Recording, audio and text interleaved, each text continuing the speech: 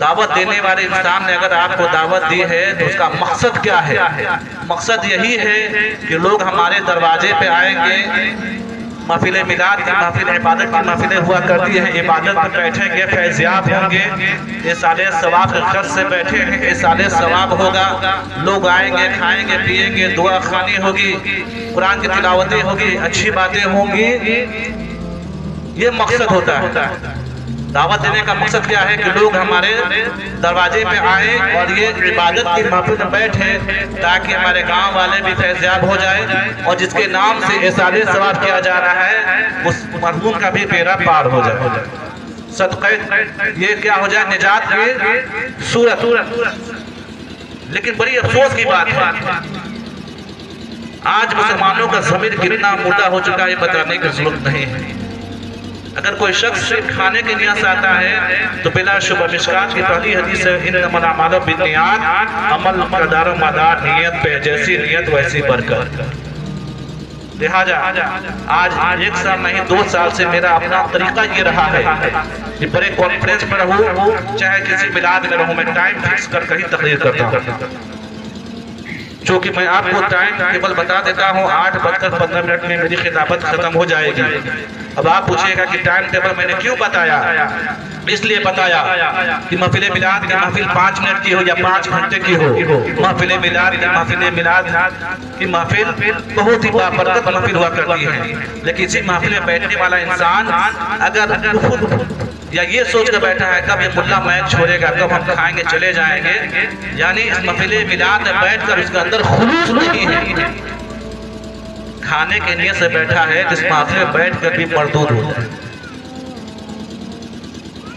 بات سمجھ رہے ہیں؟ دل جمعی کے ساتھ جن کو تقریر سننی ہے تو آپ سے گزارش ہے کہ آپ دل جمعی کے ساتھ خلوص سے بیٹھیے تاکہ اس محفل میں بیٹھنا بھی آپ کے گناہوں کا کفارہ ہو جائے اور آپ کی بھی بخشش ہو جائے۔ اس لیے محفل میلاد اللہ کے نبی رحمت دو عالم صلی اللہ علیہ وسلم کی حدیث پاک ہے، سرکار نے ارشاد فرمایا جس جگہ ایک بندے بیٹھ کر یکجا جمع ہو کر ایک جلسے کی شکل میں بیٹھ کر جب یہ لوگ ذکر و اذکار کرتے ہیں، اللہ رسول کی چرچا کرتے ہیں، دین کی باتیں کرتے ہیں، اللہ کی حمد و ثنا بیان کرتے ہیں، جو بھی لوگ اس محفل میں بیٹھے ہوتے ہیں، جیسے ہی اس محفل کا اختتام ہوتا ہے، جیسے یہ لوگ محفل میلاد سے اپنی کرسی سے اٹھ کر گھر جانے کا ارادہ کرتے ہیں، اللہ اس کار خیر کے صدقے میں، اس محفل پاک کے صدقے میں ان کے گناہ صغیرہ کو معاف فرما دیتا ہے۔ سوچئے یہ وہ پابند پوتر بنے پردھان پرش میں یہ وہ پوتر محفل ہے کہ اس کی جتنی بھی فضائل بیان کیا جائے بہت ہی کم ہے۔ ایک یہ بھی روایت میں آئی ہے کہ اللہ رب العزت کے چند فرشتے ایسے ہیں جو دنیا میں گشت لگاتے ہیں، چکر لگاتے ہیں اور یہ دیکھنے کی کوشش کرتے ہیں کس جگہ پہ بیٹھ کر اللہ والے اللہ کا ذکر کر رہے ہیں، حمد و ثنا بیان کر رہے ہیں۔ جب یہ فرشتے ایسی محفل کو پا لیتے ہیں تو اس محفل میں آتے بھی ہیں اور اللہ رب العزت کی بارگاہ میں حاضر ہو کر ایک ایک شخص جو محفل میلاد میں بیٹھا ہوا ہوتا ہے، ایک ایک شخص کا نام لے کر یہ فرشتے اللہ رب العزت کی بارگاہ میں انتظار کرتے ہیں، گزارشیں کرتے ہیں، بنتی کرتے ہیں، اے خالق کائنات فلاں علاقے میں، فلاں گاؤں میں، فلاں گاؤں کے فلاں زمین کے حصے پہ تیرے بندے بیٹھ کر تیرا حمد و ثنا بیان کر رہے ہیں، تیرے نبی کا ذکر کر رہے ہیں، تیری حمد و ثنا بیان کر رہے ہیں۔ اے خالق کائنات ہم فرشتے ہیں، معصومون من الخطأ ہیں، گناہوں سے پاک صاف ہیں، ہم فرشتے ان تمام شخصوں کے لیے، ان تمام لوگوں کے لیے دعائے خیر کرتے ہیں کہ اللہ اس محفل پاک کے صدقے میں، اس ذکر و اذکار کے صدقے میں کہ اللہ ان کے گناہوں کو مغفرت فرما دے گا۔ تو بولیے اس محفل میں بیٹھنے والا انسان خوش نصیب ہوگا کہ بد نصیب ہوگا؟ بتائیے۔ تو جو لوگ آپ یہاں پہ آئے ہیں یہ خوش نصیبی کی علامت ہے اور اللہ نے آپ کو توفیق رکھی ہے کہ آپ یہاں تک چلے آئے، یہ بھی اللہ کا کرم ہے، احسان عظیم ہے کہ اللہ نے آپ کو ایک نیکیوں کا وسیلہ بنا دیا کہ آپ محفل میلاد میں آئیے گا، محفل میلاد میں شرکت کیجئے گا، ذکر و اذکار سنیے گا، ذکر و اذکار کیجئے گا، اس کے صدقے میں آپ کی کتنی گناہوں کی مغفرت ہو جائے گی۔ اور اللہ تبارک و تعالیٰ کی عبادت کا محتاج نہیں ہے، اللہ سرشریشٹھ مہان تھا، مہان ہے، ہمیشہ مہان رہے گا۔ وہ باقی کل بھی تھا، آج باقی ہمیشہ باقی رہے گا۔ خدا کے سوا ہر شے فانی ہے، ہر چیز تو نابود ہو جانے والی ہے، ہلاک و برباد ہو جانے والی ہے۔ فقط پوری کائنات میں خدا کی ذات ہی ایک ایسی ذات ہے جو بقا ہے اور ہمیشہ باقی رہنے والی ہے۔ خدا کے علاوہ ہر شے فانی ہے، ہر چیز ختم ہو جانے والی ہے، ہر چیز مٹ جانے والی ہے۔ خدا کے سوا کوئی چیز باقی رہنے والی نہیں ہے۔ فقط خدا تھا، خدا ہے اور ہمیشہ خدا ہی رہے گا۔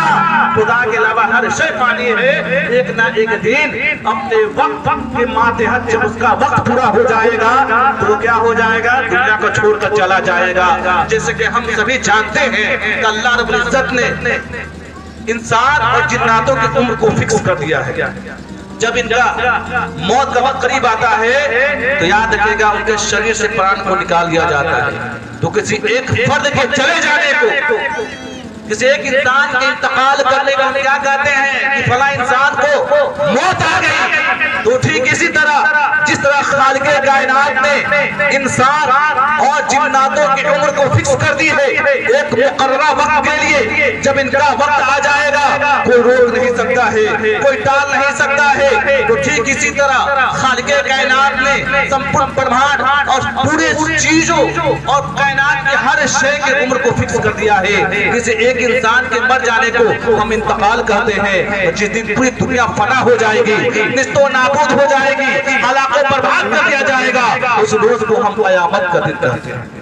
تو پتہ یہ چلا یہ چاند، سورج، ستارے، زمین، آسمان، فلک، نجم، یہ جتنی بھی شے ہے، جو بھی چیزیں ہیں جو صدیوں سے ہم دیکھ رہے ہیں، آدم کے زمانہ سے لے کر قیامت تک یہ نکلتے ہیں اپنے ٹائم سے، ڈوب جاتے ہیں، آتے ہیں، روشنی نمودار کرتے ہیں، چلے جاتے ہیں، ایک ان کا بھی خاتمہ ہو جائے گا۔ کوئی شے باقی رہنے والی نہیں ہے، فقط خدا کی ذات باقی رہنے والی ہے۔ اسی چیز کو، اسی فلسفے موت و حیات کو علامہ اقبال نے کیا ہے لکھا ہے کہ زندگی کیا ہے عناصر میں ظہور ترکیب، موت کیا ہے انہی اجزاء کا پریشان ہوتا۔ اس کو آرگن آف باڈی، اس کو آرگن آف باڈی کہا جاتا ہے۔ انسان کے شریر کا نرمان چار تتووں سے ہوا، آگ، پانی، ہوا، مٹی کے نام سے جانتے ہیں۔ انسان کے شریر کو انہی چار چیزوں سے بنایا گیا ہے۔ اگر اس پہ کوئی انتشار پیدا ہو جائے، فولٹ پیدا ہو جائے تو موت کی صداقت کا پیدا ہوتا ہے۔ It is called organ of body, اس کو آرگن آف باڈی کہا جاتا ہے، اور عربی میں عناصر اربع کہا جاتا ہے۔ غور کیجیے، راجہ ہو یا رنگ بھکاری، ملا پنڈت چاہے پجاری، جوہر سب سے کاٹ کے ہیں چمن کے دن چار بیچاری۔ امام محمد رضا خان فاضل بریلوی نے جب اپنے قلم کو اٹھایا تو موت و حیات کے فلسفے کو بتاتے ہوئے کیا ہی اچھے انداز میں لکھتے ہیں کہ وضو لال اثار پھرتے ہیں، تیرے دل اے بہار پھرتے ہیں، اے غافل وہ کیا جگہ ہے جہاں پانچ جاتے ہیں چار پھرتے ہیں۔ اور حضور نقیب الاولیاء پیر طریقت ڈاکٹر جوہر شفیع آبادی نے جب عشق رسول میں ڈوب کر جب اپنے قلم کو اٹھایا تو موت و حیات کے فلسفے کو بتاتے ہوئے کیا ہی خوب لکھتے ہیں، کیا لکھتے ہیں کہ عاشقی کا پتہ لے گئی، بودی سبحان اللہ، عاشقی کا پتہ لے گئی، پردے غم اٹھا لے گئی، عاشقی کا پتہ لے گئی، پردے غم اٹھا لے گئی، زندگی ہاتھ ملتی رہی، موت آئی دعا لے گئی، موت آئی دعا لے گئی۔ تو پتہ یہ چلا ایک دن سب کو موت آنی ہے۔ کسی سے پوچھا جائے، اختلاف کرنے والے نے ہر شے پہ اختلاف کیا، اعتراض کرنے والوں نے ہر چیز پہ اعتراض کیا، کرٹیسائز کیا، لیکن آپ کو پتا ہونا چاہیے موت ایک ایسی حقیقت ہے، کسی بھی ذات کا ہو، کسی بھی دھرم کا ہو، کسی بھی دیش کا ہو، کہیں کا رہنے والا ہو، جنگل کا رہنے والا ہو، شہر کا رہنے والا شہری ہو یا گاؤں کا رہنے والا ہو، کوئی بھی ہو، جس جگہ زندگی گزار رہا ہے، موت ہی ایک حقیقت ہے، جسے کوئی انکار نہیں کر سکتا ہے، اختلاف نہیں کر سکتا ہے۔ جو جہاں ہے سب کو پتا ہے کہ موت آنی ہے، موت برحق ہے، جب وقت آ جائے گا تو کوئی روک نہیں سکتا ہے۔ اس دار فانی کو چھوڑ کر، اس بے وفا دنیا کو چھوڑ کر چلے جانا۔ غور کیجیے، آج علماء باتیں بتاتے ہیں، آپ سنتے ہیں، عمل نہیں کرتے ہیں، یہ آپ کی بدنصیبی کی دلیل ہے۔ اس لیے کہ جیسا بوئے گا ویسا کاٹیے گا، اچھے اعمال لے کر جائیے گا تو اچھا اس کا اجر ملے گا اور اچھا اس کا بدلہ ملے گا۔ اگر برے اعمال لے کر قبر میں اتریے گا تو یاد رکھیے گا کہ آپ کا معاملہ بہت ہی برا ہو جائے گا۔ لہٰذا غور کیجئے، غور کرنے کا مقام ہے۔ آج اصال ثواب کے غرض ہم یہاں پہ آئے ہیں۔ اصال کا معنی ہوتا ہے پہنچانا، ثواب کا معنی ثواب۔ غور کیجئے موت و حیات کیا ہے، فلسفہ کیا ہے، آپ غور کیجئے، سمجھنے کی آپ کوشش کیجئے۔ مردہ کون، زندہ کون؟ سنیے، نبی پاک رحمت عالم صلی اللہ علیہ وسلم نے ارشاد فرما دیا، بخاری شریف کی حدیث ہے، پیغمبر اسلام نے ارشاد فرما دیا، مثل الذی یذکر ربہ والذی لا یذکر مثل الحی والمیت۔ جو لوگ اللہ کا ذکر کرتے ہیں، جو اللہ کے ذکر سے غافل ہو چکے ہیں، ان کی مثال زندوں اور مردوں کی بدھ سبحان اللہ۔ یعنی واضح طور پہ سہل انداز، سہل لفظوں میں آپ کو سمجھاتا چلوں کہ نبی پاک نے واضح طور پہ بتا دیا کہ زندہ وہ ہے جس کے دل میں اللہ کا خوف، رسول کی محبت ہے، جو شریعت کے دائرے کے اندر زندگی گزار رہا ہے، جو اللہ کے رسول کی اتباع میں زندگی گزار رہا ہے، جس کے اعمال نیکیوں کا انبار ہے اور نیکیوں کے جستجو میں ہے، نیک اعمال، نیک کردار کو اپنایا ہوا ہے، شریعت و سنت کی پابندی میں زندگی گزار رہا ہے، وہ انسان زندہ ہے۔ اور جو لوگ نمازوں سے دور ہو چکے ہیں، خدا کی بندگی سے دور ہو چکے ہیں، شریعت کے سنتوں سے، اتباع سے، شریعت سے الگ ہٹ کر زندگی گزار رہے ہیں، وہ کیا ہے؟ مردہ ہے۔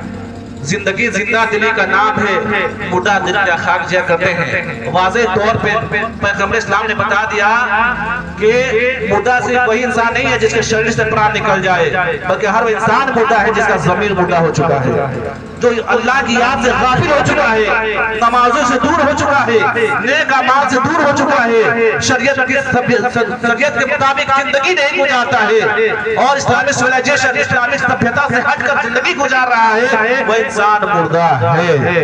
You know better about yourself۔ اپنے گریبان میں جھانک کر دیکھیے کتنے لوگ مردے لوگ بیٹھے ہوئے ہیں۔ تو واضح طور پہ صرف شریر سے پران کا نکل جانا صرف وہی انسان مردہ نہیں ہے، بلکہ حدیث پاک ہے، اللہ کے نبی نے صاف واضح طور پہ بتا دیا کہ مردہ کون اور زندہ کون۔ تو یاد رکھیے گا کہ کوئی انسان مر جاتا ہے تو کچھ دیر کے لیے اسے موت آتی ہے، کچھ دیر کے لیے، جو کہ وقت اور ٹائم کا خیال کرتے، مختصر انداز میں آپ کو موت و حیات کے فلسفے کو میں بتا سکوں کہ جو لوگ اللہ کی معرفت طلب کر لیتے ہیں، جن کے دل میں اللہ کی محبت ہے، رسول کی محبت ہے، وہ دنیا میں بھی زندہ ہے، قبر میں بھی زندہ ہے اور قیامت تک زندہ رہے گا۔ ہم سنی مسلمان ہیں، ہمارا عقیدہ ہے انبیاء کی ذات، مرسلین کی ذات، اولیاء کی ذات کل بھی زندہ، آج بھی زندہ اور قیامت تک زندہ رہے گی۔ یہی وجہ ہے کہ ہم مزارات پہ فاتحہ بھی پڑھتے ہیں اور دعائیں بھی کرتے ہیں اور ان سے ہمیں فیض بھی جاری ہوتا ہے۔ بولے سبحان اللہ۔ اللہ کے نبی نے صاف ارشاد فرما دیا کہ جب قبر سے گزرو، قبرستان سے گزرو تو قبر والوں کو سلام کرو۔ نبی نے کیوں فرمایا؟ اس لیے فرمایا کہ قبر والوں کو سلام کرو، یعنی جواب دیتے ہیں لیکن ہماری آنکھوں میں طاقت نہیں، ہماری زبان میں وہ قوت نہیں، ہمارے کانوں میں وہ طاقت نہیں اور ہماری آنکھوں میں وہ قوت نہیں کہ ان کی زندگی کا مشاہدہ کر سکیں۔ ہم کیا بولتے ہیں؟ السلام علیکم یا اہل القبور، اے قبر والوں تم کو یو سیکنڈ پرسن کا استعمال ہے۔ سیکنڈ پرسن کو موجود ہونا کیا ہے؟ ضروری ہے۔ فرسٹ پرسن بولنے والا، سیکنڈ پرسن سننے والا، تھرڈ پرسن جس کے بارے میں بات کی جائے، یا پھر سیکنڈ پرسن کی بات ہو رہی ہے کہ تم پر سلامتی ہو۔ تو بتائیے نبی نے ہمیں سکھا دیا انسان کو کچھ پل کے لیے موت آتی ہے، پھر موت کے بعد ہی تو زندگی شروع ہوتی ہے۔ ایسی زندگی شروع ہوتی ہے کہ اس کے بعد موت نہیں آنی ہے۔ جب جنتی لوگ جنت پہ چلے جائیں گے تو ہمیشہ جنتی میں رہیں گے۔ کوئی سبحان اللہ۔ لیکن بدبخت لوگ، آج بد عقیدے ذہنیت کے لوگ ہیں جس ہم وہابی دیوبندی اہل حدیث کے نام سے جانتے ہیں، اہل خبیث کے نام سے جانتے ہیں، یہ اہل خبیث ہیں۔ یہ لوگ کا عقیدہ اتنا غلط ہے، یہ لوگ کہتے ہیں کہ اولیاء کی ذات مر کر مٹی میں مل گئے، سر گئے گل گئے، نعوذ باللہ۔ پیغمبروں کے سامنے گستاخی کرتے ہیں، نبی پاک رحمت عالم کے سامنے گستاخی کرتے ہیں، یہاں تک بولتے ہیں مر کر مٹی میں مل گئے ہیں، تم پہ सलाम क्यों भेजते हो, तुम पे सलाम क्यों करते हो। अगर सुन्नी मुसलमान महफिल के खत्म के बाद सलातो सलाम भी पढ़ते हैं तो इतराज करते हैं कि ये तुम लोग नबी तो मर का फना हो गए, फिर या नबी सलाम अलैका क्यों बोलते हो। लेकिन ऐसे बदनसीबों को क्या समझाया जाए, ये बदबख्त अहले खबीस, ये बदअकीदे ज़हनियत के लोग खुद भी मुस्तफा पे सलाम पढ़ते हैं। आप तैयार पढ़ते हैं नमाज की हालत में, तैयार पढ़ना क्या है, वाजिब है, बगैर तैयार की नमाज नहीं हो सकती है। तो उसमें एक जुमला है, अस्सलामु अलैका अय्युहन नबिय्यु, अस्सलामु अलैका अय्युहन नबिय्यु। इन बदबख्त अहले खबीस के औलादों से पूछा जाए तुम नमाज की हालत में तशद्दुद में तशद्दुद की हालत में तुम ये सलाम भेज रहे हो, अस्सलामु अलैका अय्युहन नबिय्यु, इसका तर्जुमा क्या होता है, ए नबी तुम पर, ए नबी आप पर सलाम। तो ये बताइए फलसफा समझ में नहीं आया, तुम नमाज में पढ़ते हो तो नबी को हाजिर नाजिर मान रहे हो, और बाद नमाज अगर कोई सुन्नी मुसलमान खड़ा हो या नबी सलाम अलैका पढ़ ले तो वो नाजायज कैसे हो सकता है, वो तरीका गलत कैसे हो सकता है, वो तरीका बिदअत कैसे हो सकता है, बताइए। गौर करने का मकाम है, सोचिए, ये इल्म की कमी की वजह से है। और आपसे भी बताता चलो कि जो बदअकीदो लोगों की ये ज़हनियत है कि नबी मरकर मिट्टी में मिल गए हैं, उनसे या नबी सलाम अलैका मदद तलब करना क्या है, नाजायज़ और हराम है। और वो लोग नबी को मुर्दा तस्लीम करते हैं, मानते हैं नौज़ बिल्लाह हमारा अक़ीदा ऐसा नहीं है, जबकि हदीस पाक भी है हरमल्लाहु अजसामुल अंबिया, अल्लाह ने हराम कर दिया मिट्टी को कि अंबिया के जिस्म को खाए।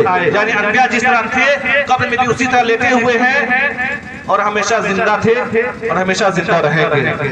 गौर करने का मकाम, गौर कीजिए, सोचिए, ये बदअकीदों का ज़हन यहाँ तक रिसाले सवाब भी नहीं मानता है कि जब पढ़ते हैं मुर्दा को से फायदा होता है या नहीं। बिलाशुबह हम सुन्नी मुसलमान है, जिसको इतराज हो, जिसको बात समझ में ना आए तो हमसे आके पूछो। तो कुरान के हवाले से दलील चाहिए थे, आलिम ही आपको दलील दे सकता है, कोई जाहिल नहीं दे सकता है। कोई बात समझ में ना आए तो किसी बावकार उलमा से आप दरियाफ्त कीजिए कि हम अगर ऐसा करते हैं, हमारा अकीदा ऐसा है तो इसके बारे में हमें बता दीजिए, फला बंदी ये कह रहा था, फला वहाबी ये कह रहा था। गौर कीजिए, मेरे नबी को मुर्दा मानते हैं। अगर इन बदअकीदों से, गौर कीजिएगा, इन बदअकीदों से ये कहा जाए, इन बदअकीदों से ये कहा जाए कि जब तुम नबी को हाजिर और नाजिर नहीं मानते हो या मर कर मिट्टी में मिल गए, फना हो गए, तो उस बदअकीदों से पूछना चाहिए कि बताओ कलमा क्या पढ़ते हो, पहला कलमा क्या है। तो गौर कीजिए मुसलमानों, पहला कलमा जो हम पढ़ते हैं ला इलाहा इल्लल्लाह मुहम्मदुर रसूलुल्लाह, इसका तर्जुमा क्या होता है, इसका तर्जुमा यही होता है नहीं हो को माबूद सिवाय अल्लाह के, मोहम्मद अल्लाह के रसूल हैं। प्रेजेंट की बात हो रही है, तो जब तुम नबी को तुम मानते हो कि वो मर का फना हो गए हैं, अभी मौजूद नहीं है, इसलिए पे सलाम मत पढ़ो, सलातो सलाम मत पढ़ो। ऐसा अकीदा तुम रखते हो तो अपना कलमा बदल क्यों नहीं देते हो। हम सलातो सलाम पढ़ते हैं तो बोलते हैं नबी तो मर कर मिट्टी में मिल गए हैं, तुम यहाँ पे सलाम पढ़ते हो, क्या मुस्तफा को पहुंचेगा। गौर कीजिए, नहीं को माबूद सिवाय अल्लाह के, मोहम्मद अल्लाह के रसूल है। और ये कलमा उस वक्त भी था और कयामत तक यही कलमा पढ़कर लोग मुसलमान को इस्लाम होंगे, इस्लाम में दाखिल होंगे। नहीं कि माबूद सिवाय अल्लाह के, मोहम्मद अल्लाह के रसूल है, यानी है की बात हो रही है, और कयामत तक यही कलमा हम पढ़ते रहेंगे। तो यहाँ पे हम सेंस क्या दे रहे हैं कि है, यानी अल्लाह ने इसी में बता दिया मेरे मुस्तफा मरे नहीं, कयामत जिंदा है। गौर कीजिए कैसे कहते हैं औलिया के शान में, मुस्लिम के शान में ये गुस्ताखियां करते हैं। अगर हम फातिहा भी करते हैं साले सवाब के घर से, तो उसमें भी ये क्या करते हैं, क्रिटिसाइज करते हैं, जबकि ये मरफूद की फातिहा पढ़ते हैं। बोलिए कैसे, बिस्मिल्लाहिर्रहमानिर्रहीम। अल्लाह की नबी की हदीस है कि कोई भी चीज खाओ या किसी काम का आगाज करो, बिस्मिल्लाह पढ़कर किया करो, उसमें बरकत होगी। अगर तुम खाना खाते हो तो बिस्मिल्लाहिर्रहमानिर्रहीम पढ़कर खाओ। अगर बगैर बिस्मिल्लाह के अगर किसी खाने को तनाउल किया जाए तो उसमें शैतान की शिरकत हो जाती है।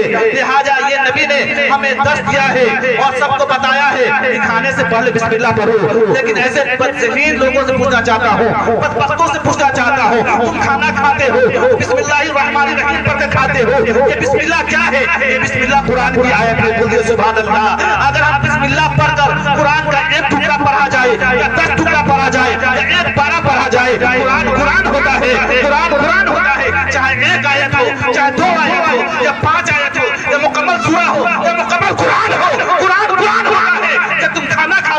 तो बिस्मिल्लाह पढ़ कर खाते हो, तो हम भी खाने की चीज को सामने रखकर बिस्मिल्लाह पढ़कर आयतों में इजाफा कर देते हैं, सूरतों में इजाफा कर देते हैं। ये बिदअत कैसे हो सकता है, ये हराम कैसे हो सकता है, हमारा तरीका कैसे गलत हो सकता है, हमारा तरीका गलत कैसे हो सकता है। हम फातिहा जो पढ़ते हैं तो हनुमान चालीसा नहीं पढ़ते, हम किसी और की इत्तबा नहीं करते, किसी और का जिक्र नहीं करते हैं, बल्कि मुक़द्दस कुरान की तिलावत करते हैं। ये कैसे हो सकता है कि खाना खाते वक्त कुरान की आयत पढ़ के खाना खाना जायज, लेकिन उसी में हम आयतों का इजाफा कर दे, वो सूरतों का इजाफा कर दे, तो वो चीज हराम कैसे हो सकता है, वो चीज तरीका गलत कैसे हो सकता है। आसान लफ्ज़ों में मैंने आपको समझा दिया। कुछ ऐसे भी बदबख्त है फातिहा नहीं करना चाहिए, न्यास नहीं करना चाहिए, तो मत करो बदबख्त। हम तो कल भी करते थे, आज भी करते हैं। हम सुन्नी मुसलमान क़यामत तक फातिहा करते रहेंगे, मुस्तफा पे सलात व सलाम करते रहेंगे। गौर करने का मकाम है, गौर कीजिए। तो पता ये चला कि मौत किसी भी इंसान को आती है तो कुछ पल के निकलने के लिए, कुछ पल के लिए, कुछ सेकंड के लिए। कुल्लू नफ्सिन ज़ाइक़तुल मौत के फलसफे को आप समझिए, मौत व हयात के फलसफे को आप समझिए, गौर कीजिए। मैं आपको बताता चलूं, कुल्लू नफ्सिन ज़ाइक़तुल मौत, अल्लाह ने मौत के बारे में जिक्र किया है कि हर नफ्स को, हर रूह को जिसमें प्राण है, उसको एक न एक दिन मौत आनी है। बोलिए सुभान अल्लाह।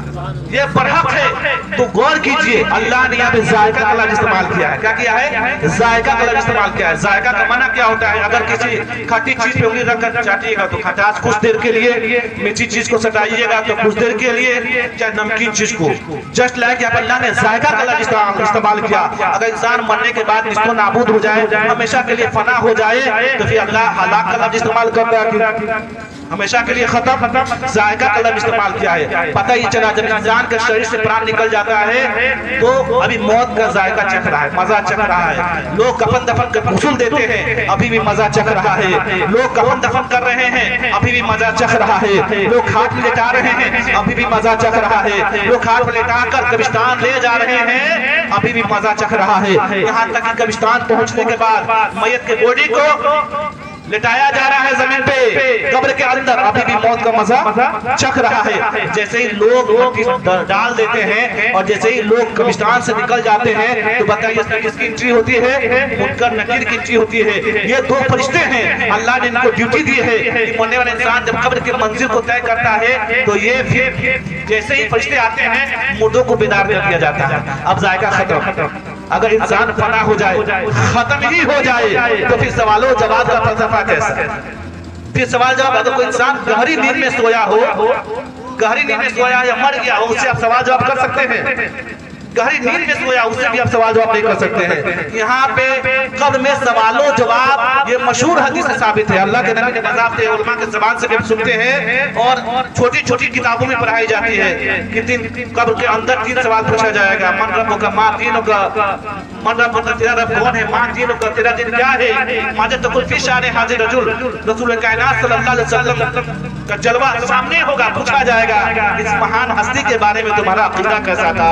कि 3 सवाल पूछे जाते हैं। तो जो लोग पढ़े होंगे वो लोग उर्दू की पहली किताब में भी जिसका जिक्र है, यहाँ तक कायदा लोग पढ़ते हैं उसमें भी लास्ट में आप देखिएगा, उसमें भी है ये 3 सवाल पूछे जाते हैं। सबको पता है।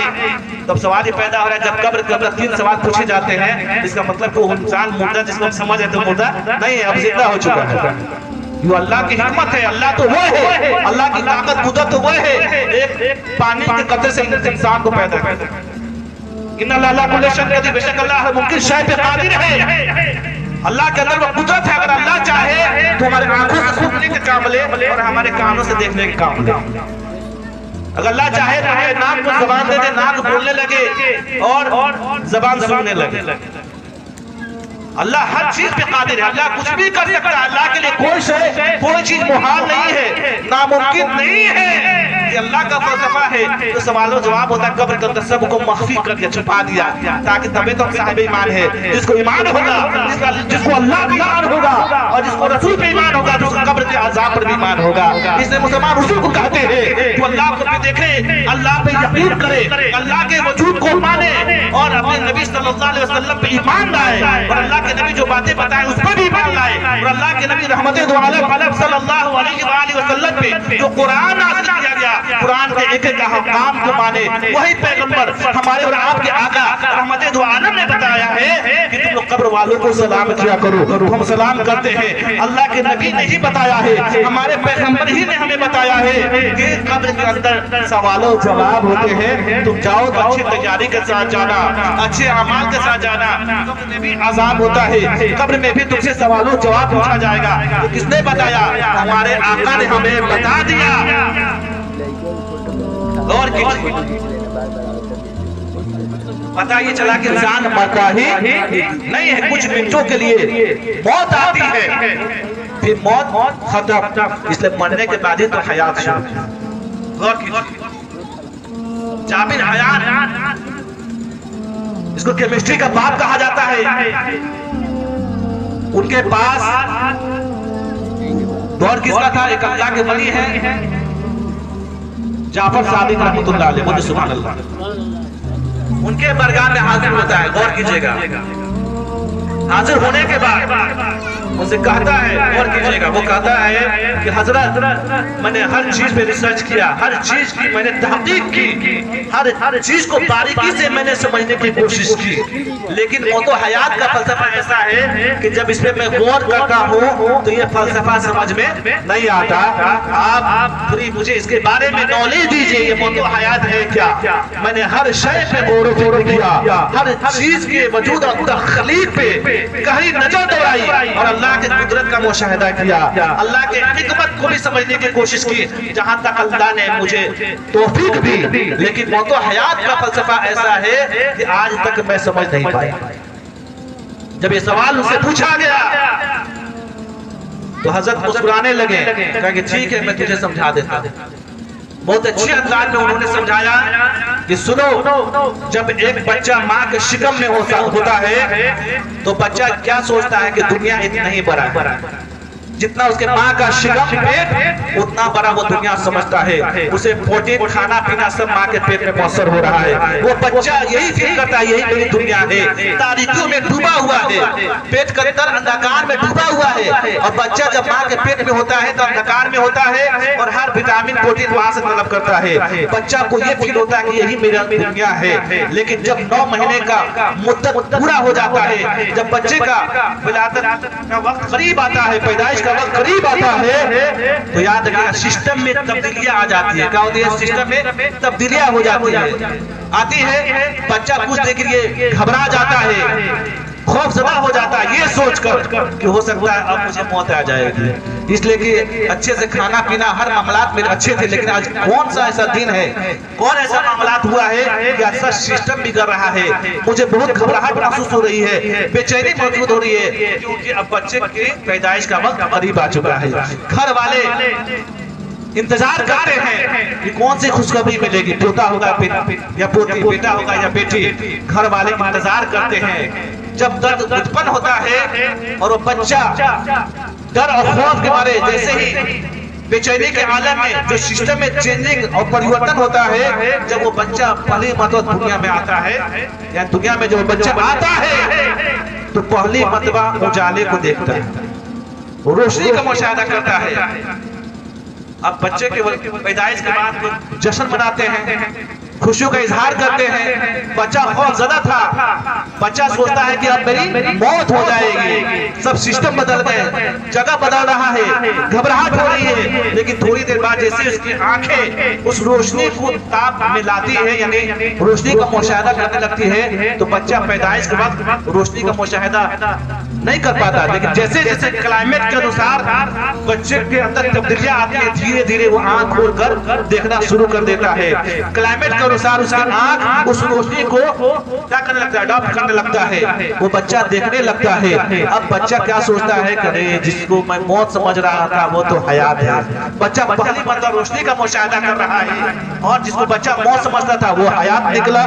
ٹھیک اسی طرح جو ہم ابھی تک زندگی گزار رہے ہیں، اس میں جوانی بھی ہے، اس میں بچپنا بھی ہے، جوانی بھی ہے، بڑھاپا بھی ہے. یہ تین مراحل ہمارے سامنے ہیں، اور اس میں ہمارے اعمال کو دیکھا جائے گا کہ بچپنا سے لے کر جب ہم بالغ ہوئے، اب جب شریعت کا احکام ہم پہ لاگو ہوا، جب ہم بلوغ پہ پہنچے، اس وقت سے لے کر ہم نے کتنے نیک اعمال کیے ہیں، کتنے برے کرتوت کیے ہیں، کتنے نمازیں پڑھی ہیں، کتنے گناہ کا کام کیے ہیں، کتنے ثواب کا کام کیے ہیں. اس چیز کا حساب و کتاب رب کو دینا ہوگا جب سے ہم بالغ ہوئے ہیں. اور ٹھیک اسی طرح جب ہمارا انتقال کا وقت قریب آئے گا تو ہم لوگ کیا سوچیں گے کہ اب میری موت آنے والی ہے، اب میری موت ہونے والی ہے. لیکن حقیقت تو یہی ہے کہ جسے ہم موت سمجھ رہے ہیں، حقیقت میں وہی زندگی ہے.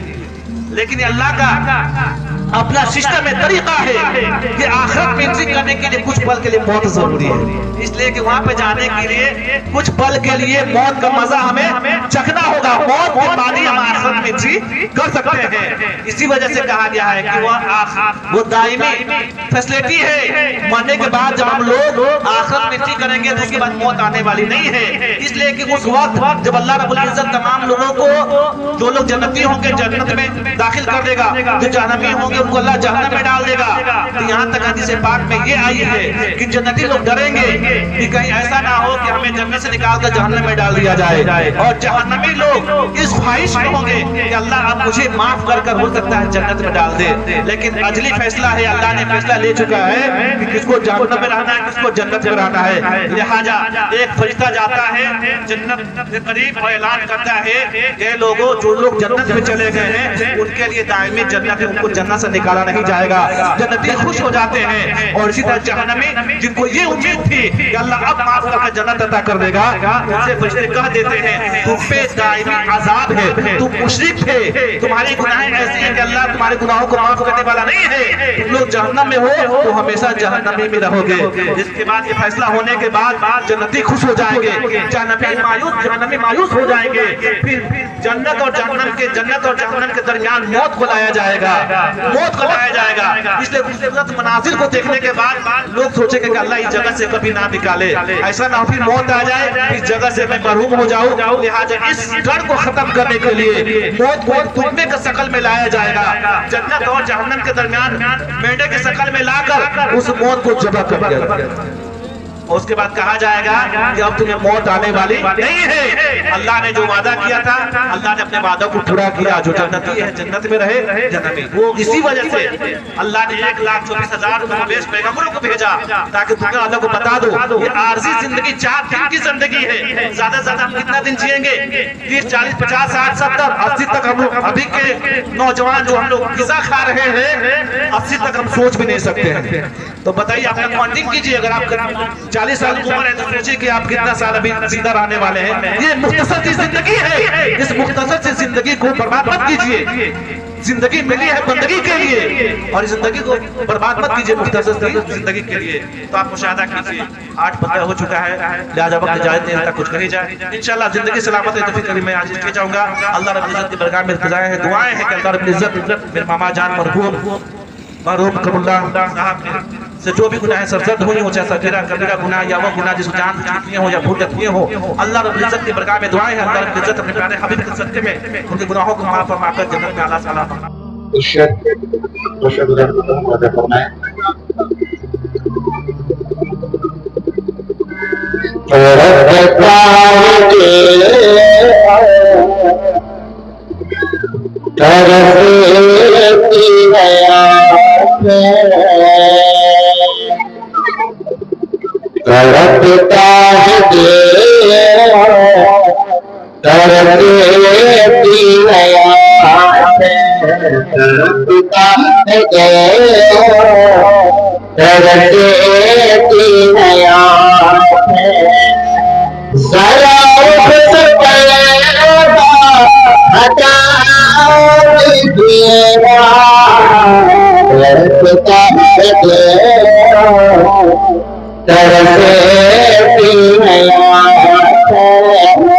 पिता तेरा बरसे हवा जो करता है करते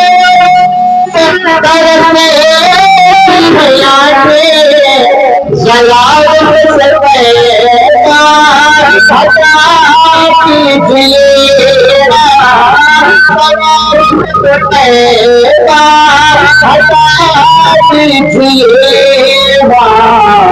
मेरे दिल से हंसेगा मेरे दिल किया मेरे दिल से हंसेगा मेरे दिल किया मुझे अपना चेहरा दिखा दीजिएगा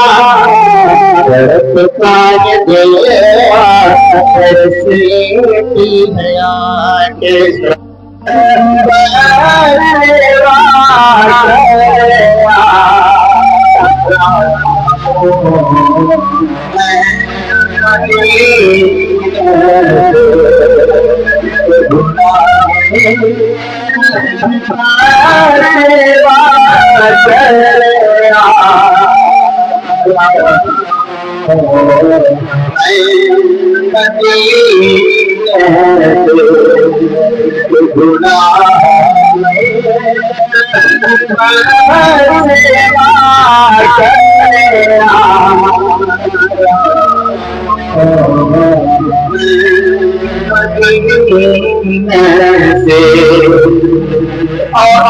ये विशेष समाप्त कर लिए मचल के कहते सुभान अल्लाह के बुरा है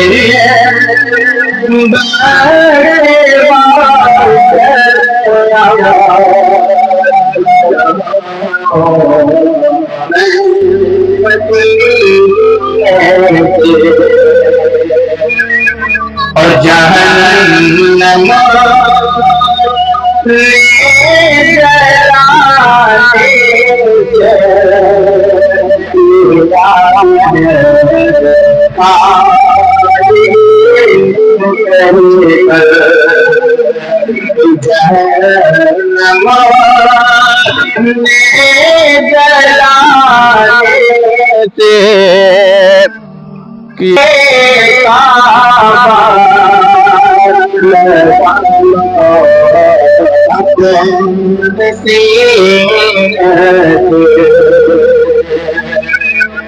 और जहन्नम